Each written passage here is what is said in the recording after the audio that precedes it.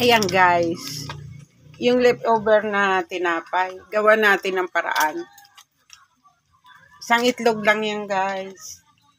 Siyempre, ganito lang yung gagawin natin. Maliit na lang.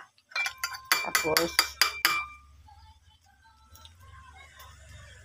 lagay na natin yung natirang itlog sa ibabaw.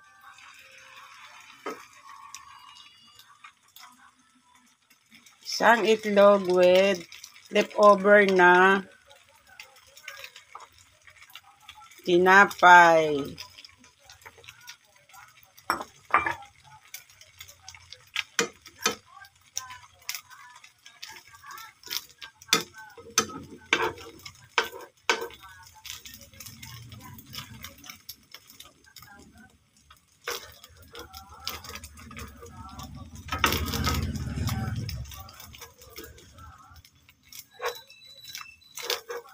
Lagyan ko siya ng harina, kaya lang wag na tinapay, itlog na lang.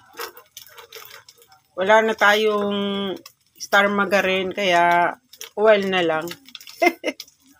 Diba guys? Oh, diba?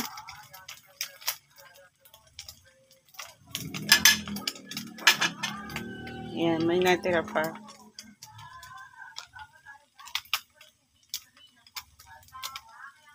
Gagawa ng paraan para makain. Kasi 2 days na yung tinapay ko guys.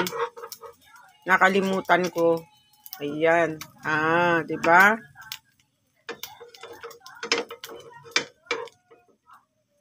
Oo.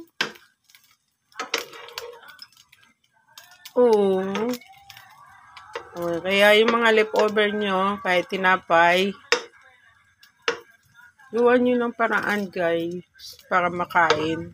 Kailangan ng tipid ngayon, wag lang yung panis na. Hindi pa naman po yung panis yung tinapay na yan.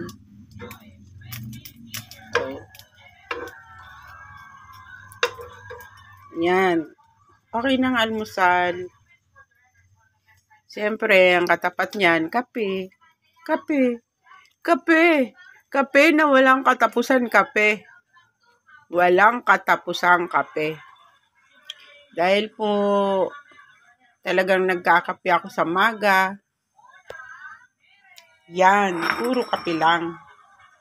Pwede na yan, almusal. Ayan o, diba? Diba guys? Wala tayong star margarine. Kaya yan na lang. Diba? Okay na. Masarap na. Masustansya pa kasi may itlog siya. Yun nga lang, 1 pirasing itlog lang. Pero okay na yan guys. Diba? Diba? Diba? Paborito ng mga apo ko yan. Pag ganyan yan. Pandesal. Pero gusto nila star margarine. So wala tayong star margarine. Kaya ito na lang mga apo.